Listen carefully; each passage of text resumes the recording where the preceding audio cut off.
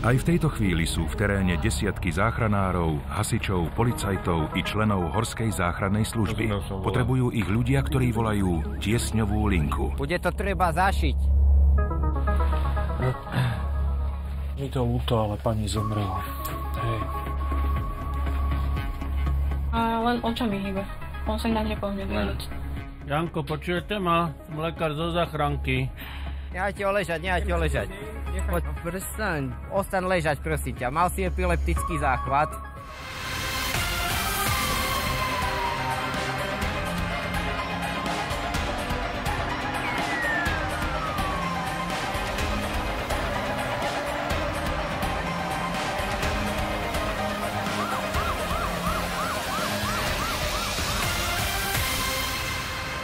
V posledných týždňoch čelila Horská záchranná služba veľkému náporu núdzových volaní. Pomoc na čísle Horskej záchrannej služby 18 300 či klasickej 112 alebo 155 hľadajú najmä návštevníci lyžiarskych stredísk. Zranenia na svahoch i mimo nich sú rôzne. Jasná 26, tu jasná 1. Jasná 1, tu jasná 26. Miňo, prosím ťa, máme hlásenú reznú ranu na záhradkách. Jedná sa o nejakého chlapca, pravdepodobne zahraničného. Mal by byť niekde pri bufetoch, treba to tam ísť preveriť. Neviem presnú polohu, ale niekde v lokalite záhradiek. A skús to ísť pozrieť, díky, daj vedieť. Dobre, rozumel som, rezná rana záhradky, vyrážam, idem z tej hyby akurát.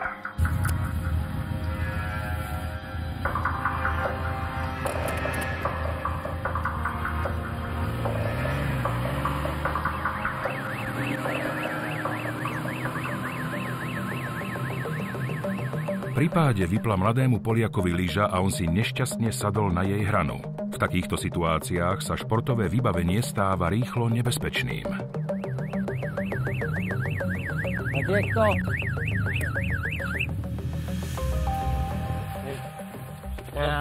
Aha, počkaj. Where are you from? Poland, ok. Možná po polsky. Ok, dobro. Vytiahneš mi lekárničku z batoha? Ostrá hrana lyže mužovi rozrezala výstroj a spôsobila zhruba 5 cm reznú ranu na zadnej strane stehna. Jechałem chwilę tyłem, jakoś tak do przodu upadłem i najwyraźniej narta mnie zahaczyła. No dobre. Wy mu tego nie zrobiliście. Nie było szybko, no ale krew leci, więc nie. Troszkę ci to rozstryniem, hej? Mam to zdjąć? Nie, rozetą. Aha, si tam dal vreckovku. Papierová vreckovka v takýchto prípadoch nie je najlepším riešením. Záchranár ju musí z rany dostať, aby zistil rozsah poranenia. Odev, tkaninu, obväz a keď nemám vôbec nič, tak tlak holou rukou do rany je to najjednoduchšie riešenie. Bude to treba zašiť. Má pán ubezpečenie? Tak, máme. Jasná 1, to je 125. Pôjdeme s tým na medikál s tou reznou ranou. Pre chlapci rozumejú. Ja mám podjechať po samochód, idem do špitála? Nie, do špitála. Tuto pojedeme na Lučky, tam je z Medical Centrum, tam je doktor a zašije mu to. Dobre. Lyžovačka sa pre mladého muža skončila. Zašitá rana znamená aj koniec športových aktivít na najbližšie týždne. Našťastie, ostrá hrana lyže nezasiahla tepnu. Na tomto príklade vidíme, aké nebezpečné môžu byť podobné zranenia. Mladý muž teda môže hovoriť o šťastí v nešťastí.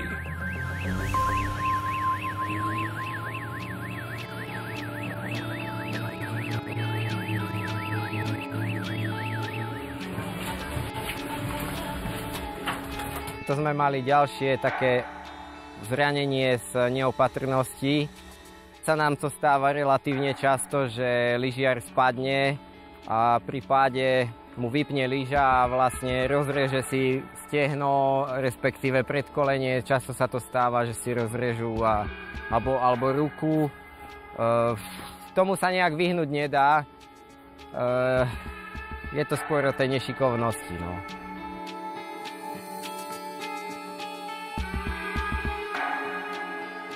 Zvykne sa vravieť, že nešťastie nechodí po horách, ale po ľuďoch. Presvedčí sa o tom aj posádka doktora Pečíka. Na tiesňovú linku volá zúfalá dcéra, ktorá sa pokúša resuscitovať svoju matku. Tá je v bezvedomí a nedýcha. Už je výjazd.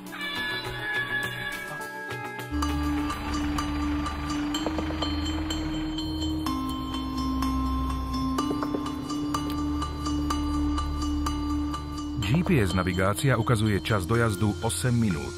Operátor na linke zatiaľ inštruuje dcéru pacientky, čo má robiť, kým dorazí pomoc. Spadla, nereaguje, nedýcha. Resuscitácia. Posádka tuší, čo ich čaká. Už počas jazdy pripravujú infúzie. V hlásení však nebol jednoznačný údaj o veku pacientky. To asi skôr bude 88-ročná. Však štandardne v podstate bátoh, defik, kyslík a ventilátor zatiaľ brať nebudeme a ak by, tak potom AED. No čo? Hasiči AED vyslaný. KPR nereaguje. No, má to štýl táto služba. Toto zase bude krásny deň. Na mieste sú nakoniec za 7 minút. Dispečing vysiela aj hasičskú posádku s AED, čiže mobilným defibrilátorom, keďže pacientka nereaguje na kardiopulmonálnu resuscitáciu. Toto bude on. No a okolo. Tu. To oni poslali veľkých hasičov? Dobrý deň, vy ste volali? Čo sa deje? To je kto? Mama. Maminka. Dobrý deň. Dobrý. Povedzte mi, čo sa stalo. Potiahneme trošku, pani, aby som sa dostal k hlave. Vy ste dcérka? Áno. Včera sme tu mali pohotovosť. Dajte mi dokumentáciu. Nie, choďte chlapci, to ja som sa divil, že vás štandard. Jasné, ahojte. Čau. Dovidenia. Mobilný defibrilátor nebude žiaľ potrebný. Doktor rýchlo zistí, že už sa nedá nič robiť.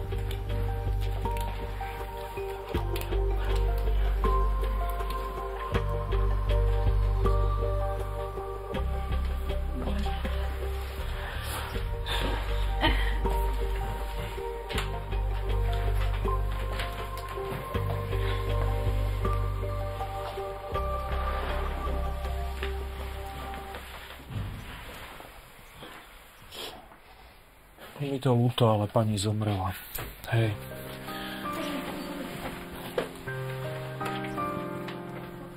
My ako spoločnosť sme si tak nejako zvykli, že tú smrť vytesňujeme na okraj, vytesňujeme ju na chodby nemocníc, vytesňujeme ju mimo akoby nášho dosahu. Pritom pred niekoľkými desiatkami rokov umierali starí ľudia pri vnukoch doma. A bola to bežná súčasť života. A je dnes, len my sa na to nechceme pozerať. Určite.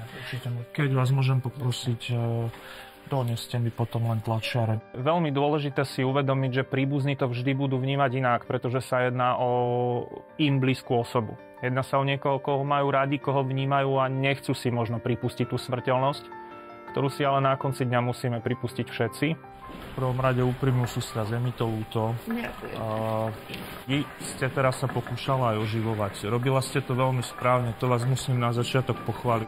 Veľmi rád by som však vyzdvihol ducha prítomnosť príbuznej dcéry pacientky, ktorá vykonávala nepriamu masáž srdca, kompresie hrudníka, vykonávala ich veľmi správne a bolo vidno, že je pripravená na to poskytnúť prvú pomoc. Presne takto sa to má robiť. Naozaj, toto si uchovajte, toto si zapamätajte. Bohužiaľ, v tomto prípade to už nebolo v ľudských silách podľa všetkého ovplyvniť. Najnegatívnejšie reakcie v ľuďoch vyvoláva to, keď začnú mať sami pocit viny, že neurobili dosť.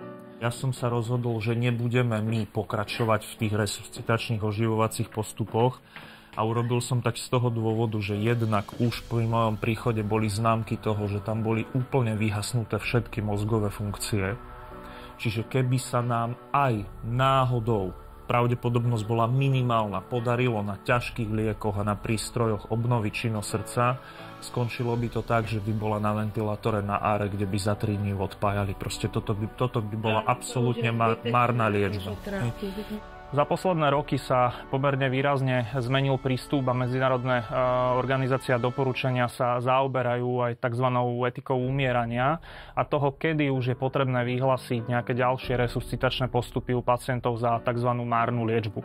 Sú to práve tie prípady, kedy pacientová kvalita života pred náhlym zastavením obehu je natoľko zlá, že by sme resuscitačnými postupmi v podstate len predĺžovali utrpenie a neboli sme schopní medicínsky adekvátne pomôcť.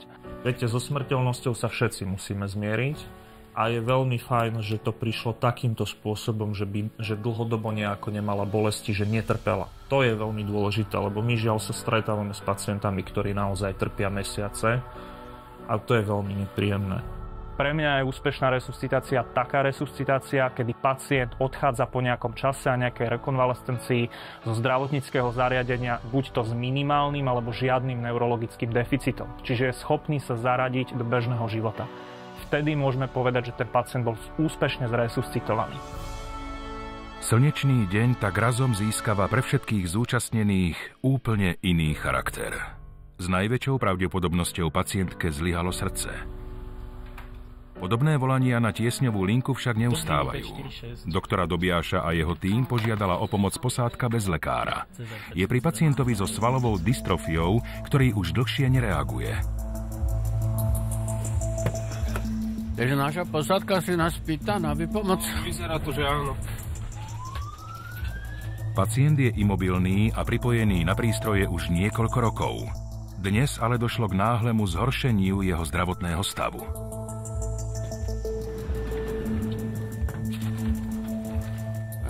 Od záchranárov dostane lekár všetky základné informácie. Preto si vie o stave pacienta urobiť okamžitý obraz. Prítomná je aj mužova dlhoročná opatrovateľka. Dobrý deň. Kamera je tu. Treba som prišiel. Dobrý, kde ste? No, v čom je problém? Od pol tretie vždycky reagoval očami, teraz nereaguje. Dobre, sa teraz otvorím. A to je čo? Atrofická? Bolo dystrofia?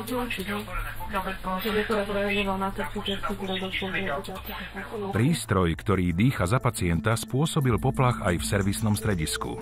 Záchranár preto komunikuje aj so službu konajúcim technikom a spoločne kontrolujú prístroj. Takže O2 hore na ventilátore. To sa nespúšťa? Automaticky otvorené, ako sme nastavili na zapče. Dobre. Dobre. Ako dlho máte tú dystrofiu? To má od malička a 6 rokov už takto leží. Aj 6 rokov na ventilátore? Áno, 6 rokov. Lete budeš. Dobre, počujete ma? Ako sa volá? Janko. Janko, počujete ma? Som lekár zo záchranky. Stále tá saturácia dneska. A bol nejaký problém s prístrojom? Nie, normálne to dýcha, ale oni majú problém s vedomím. Nej. Pozerám kontrolovať saturáciu. Nej. Takže bol takto, bol bezvedomý, nereagoval, mal plávajú pulzy.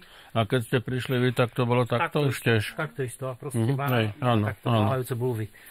Hej, že teraz je nejaká reakcia na dotyk, saturácia stúpa, hej, na 12 litroch. Nej.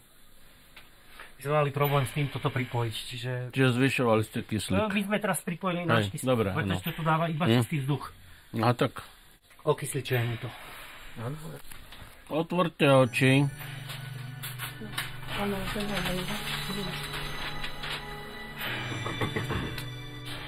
99 saturát.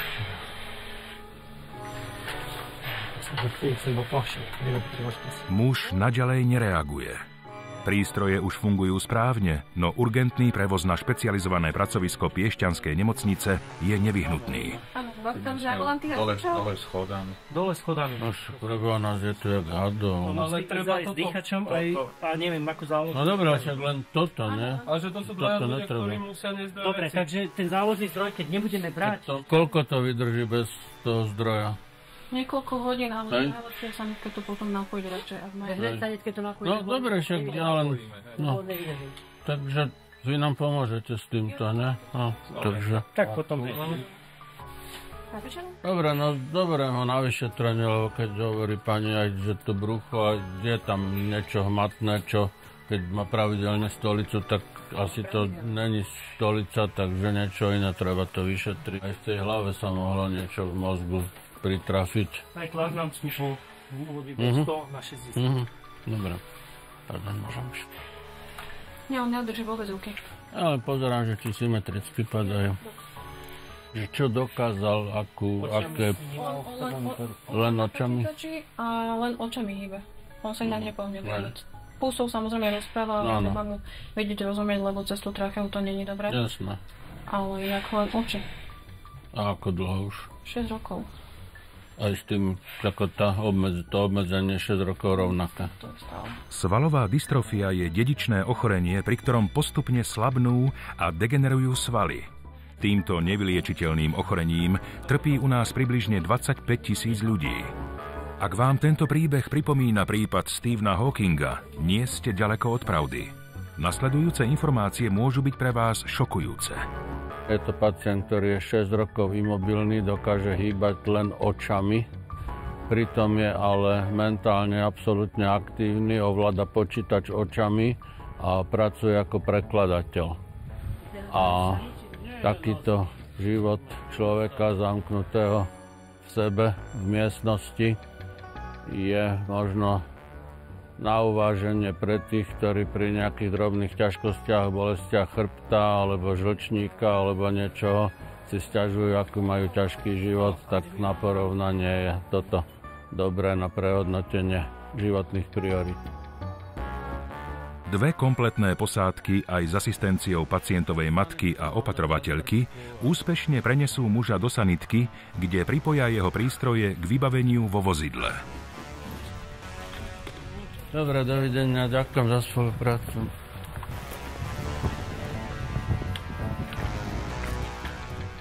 Saturácia je 99. A 101 púzlov.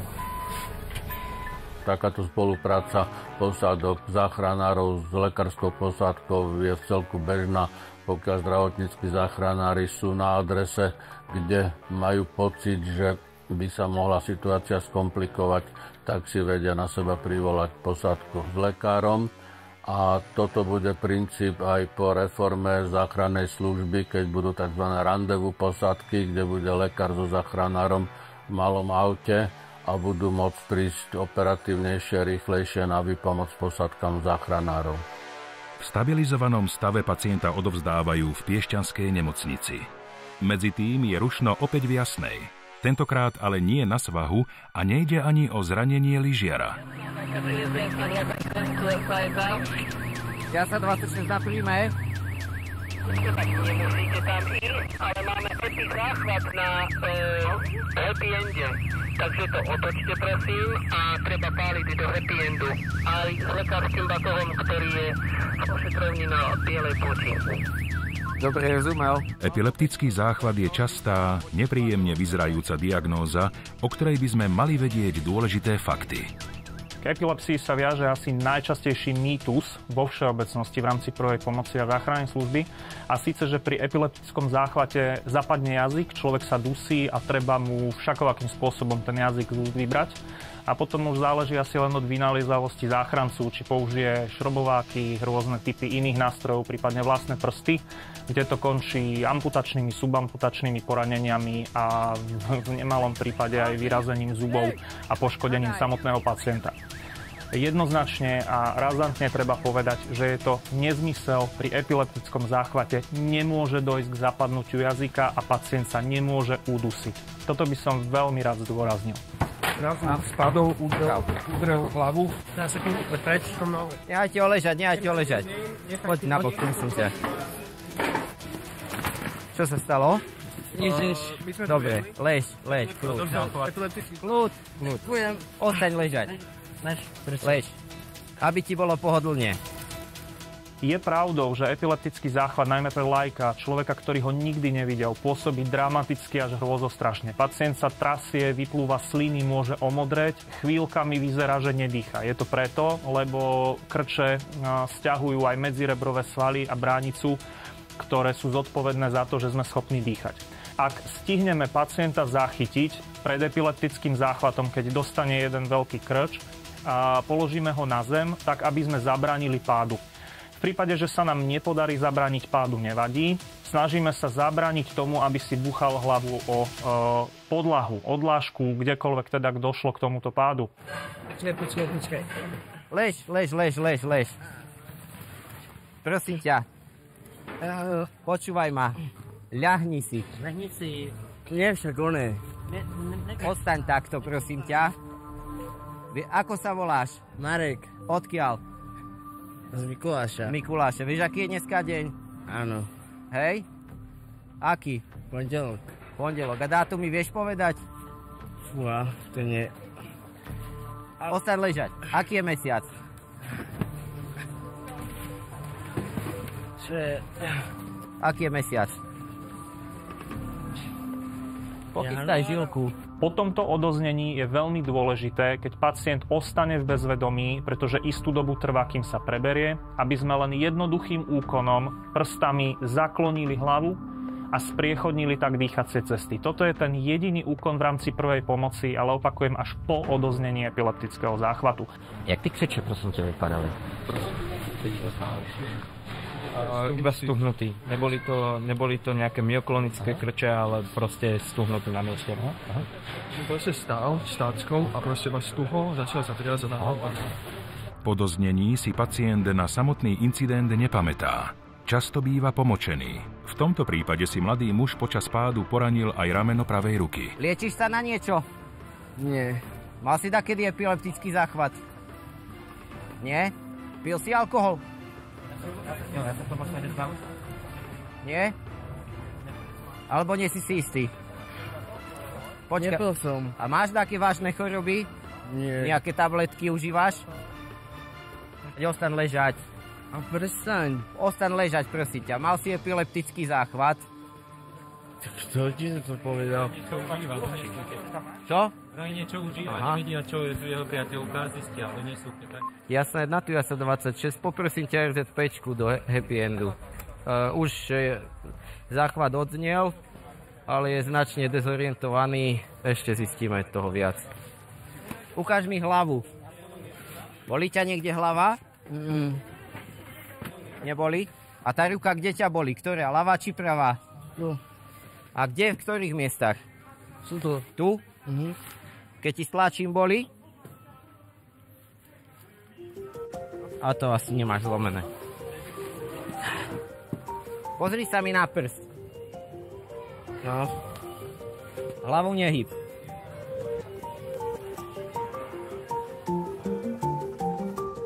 Čo však treba povedať, že jednoduchý epileptický záchvat v tom jednoduchom momentálnom ako keby stave pacienta neohrozí tak výrazne, ako ohrozí práve to, že si následne udrie hlavu alebo dochádza k poraneniu hlavy a následne môžu tam byť vnútrolebečné poranenia, ktoré pacienta môžu ohroziť až na živote. Zreničky sú troška väčšie, také peťky, ale môže to byť aj tým, že je tu menej svetla. No nemyslím. A vieš, kde si? Akože... Teraz kde sa nachádzaš? V Spišské Tomášovce. Teraz v Spišské Tomášovce, hej? Dobre, úplne dezorientovaný. Čo? Jo, a jestli najdeš saturační čidlo, určite. Nejaké tabletky na spanie, že užíva? Napíš to, rovno to píš do hlásenky. Pil taký alkohol? Nie. Mal už niekedy epizáchvat? Ako? Nemal. Ale teraz sa liečil na pečeň. Na pečeň sa liečil. Liečil sa na pečeň. A ešte jedna posledná veľmi dôležitá vec, nebránime krčom končatín. Tie krče sú natoľko silné, že ak by povedzme sme boli 2-3 záchrancovia a priklakneme ruku, môže dojsť ku zlomeniu končatiny. Ten krč má až takú silu. Vyhodené rameno to je. Do madraca by sme si ho dali a aj lepšie sa nám vyniesie odtiaľto. Máš vyhodené rameno. Už si mal dakedy vyhodené rameno? Nikdy. To bola si tým záchvatom. Epileptický záchvat si dostal. Vážne? Užíval si niekedy drogy? Nie. Nikdy? Víš, kde teď seš? V Mikuláši. No. Na miesto už dorazila aj posádka rýchlej zdravotnej pomoci. Potom, ako im veliteľ zásahu zhrnie informácie o prípade, pacienta prevezú do nemocnice na ďalšie vyšetrenie. Bol pri vedomí, ale... Hej, z Rieničky, keď sme prišli k nemu 5, ale na fotoreakciu akože išli dobre všetko. Takže... Máme toto tu, hej? Ešte je pomočený. No, pichli sme mu žilu, ale lieky sme nepodávali. Dobre, nemal vtedy žiadny krče alebo niečo? Nie. Svedok uvádza, že cca 30 sekúnd, no, že mal tie krče, má nejaká pena z úst. Dobre. Čiže spadol, udrel si hlavu aj to rameno má. Rameno má vyhodené určite. Pridrž mu tú ruku, hej, lebo má vyhodené to rameno. Raz, dva. V nemocnici preto podstúpi nielen neurologické, ale aj traumatologické vyšetrenie. Ak išlo o prvý záchvat krčov v živote, dôležité bude práve neurologické vyšetrenie a ďalšie odporúčanie odborníka. Počkaj, ruka. No. Videli sme zaujímavé prípady, z ktorých sa, ak chceme, dá veľa naučiť. Možno aj preto, že nik z nás nevie, kedy sa s podobnou situáciou stretne osobne. V čase medzi vytočením tiesňovej linky a príchodom pomoci by sme to totiž mali byť my, kto by mal vedieť správne reagovať.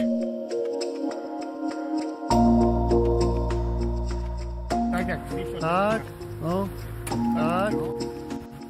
Poďme na ten bod, tam. No, dobrá.